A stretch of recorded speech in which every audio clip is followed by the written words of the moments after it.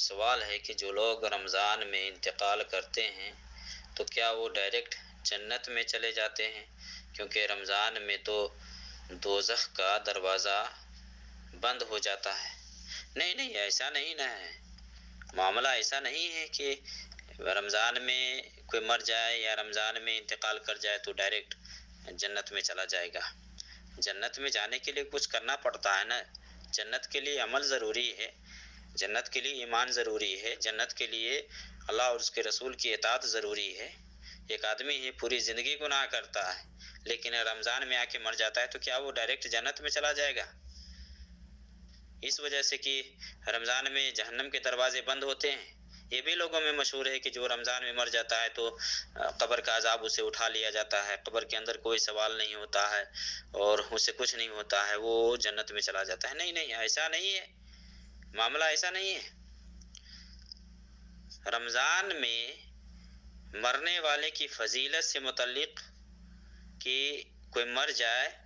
تو جنت میں چلا جاتا ہے، کوئی ایسی صحیح روایت نہیں ہے، کوئی بھی صحیح اس سلسلے میں روایت نہیں ہے کہ کوئی یہ کہے کہ رمضان میں مر گیا ہے تو وہ جنت میں چلا جائے گا۔ عمل کا دار و مدار ہے، عمل پہ اگر خاتمہ ہوا ہے، خاتمہ بالخیر ہوا ہے تو ہم اللہ سے خیر کی امید رکھتے ہیں، لیکن یہ حکم لگانا کہ یہ رمضان میں فوت ہو گیا ہے، رمضان میں مر گیا ہے تو ڈائریکٹ جنت میں جائے گا کیونکہ جہنم کے دروازے بند ہوتے ہیں، تو ایسا نہیں ہے، یہ غلط مفہوم ہے، یہ صحیح بات نہیں ہے۔ کہ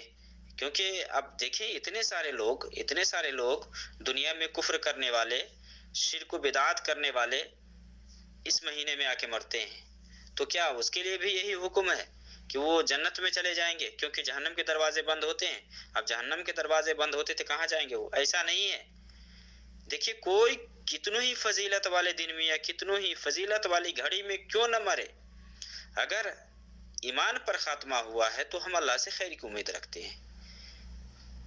لیکن اگر ایمان پر خاتمہ نہیں ہوا ہے، وہ اچھا عمل نہیں کرتا تھا، برا تھا، بدبخت تھا، تو چاہے شب قدر کی رات میں مر جائے یا چاہے رمضان کی کسی رات میں مرے یا چاہے عرفہ کے دن مرے یا کسی بھی فضیلت والی گھڑی میں اس کا انتقال ہو، یہ نہیں کہا جا سکتا ہے کہ وہ جنت میں چلا جائے گا۔ نہیں نہیں نہیں، وہ جو حدیث ہے ابو ہریرہ رضی اللہ تعالی عنہ سے صحیح بخاری اور مسلم کے اندر کہ اللہ کے نبی صلی اللہ علیہ وسلم نے فرمایا کہ اذا دخل رمضان فتحت ابواب الجنہ وغلقت ابواب جہنم وسلسلت الشیاطین، کہ نبی صلی اللہ علیہ وسلم نے فرمایا کہ جب رمضان کا مہینہ آتا ہے تو جنت کے دروازے کھول دیے جاتے ہیں، جہنم کے دروازے بند کر دیے جاتے ہیں اور شیطانوں کو زنجیروں میں باندھ دیا جاتا ہے، جکڑ دیا جاتا ہے۔ اس کا مطلب یہ نہیں ہے کہ جو رمضان میں مرے تو اب ڈائریکٹ جنت میں چلا جائے گا بغیر حساب و کتاب کے، اس کا کوئی حساب و کتاب نہیں ہوگا، اس کے اوپر کوئی حساب و کتاب نہیں ہے۔ یہ مفہوم بالکل محدثین نے نہیں لیا، بلکہ اس حدیث کا جو مفہوم ہے، جو مطلب ہے، جو علماء ذکر کرتے ہیں وہ یہ ہے کہ اس مہینہ کے اندر جنت کے دروازے کھول دیے جاتے ہیں نیکی کرنے والوں کے لیے، تاکہ وہ نیکی کرنے میں اور آگے بڑھے اور جنت میں جانا اس کے لیے آسان ہو، اور جہنم کے دروازے بند کر دیے جاتے ہیں کیونکہ جو ایمان والے ہوتے ہیں نا گناہ سے دور ہوتے ہیں، اور اس لیے بند کیے جاتے ہیں تاکہ ایمان والے جہنم کے دروازے میں داخل نہ ہوں، جہنم کے دروازے کی طرف نہ جائیں۔ یہ مراد ہے کہ اس مہینے کے اندر جنت کے دروازے کھولے جاتے ہیں کہ جو نیکی کرنے والے ہیں، جو عمل کرنے والے ہیں، ان کے اندر شوق پیدا کرنے کے لیے، جذبہ پیدا کرنے کے لیے کہ وہ جنت کے راستے کی طرف چلے، اور جنت کے راستہ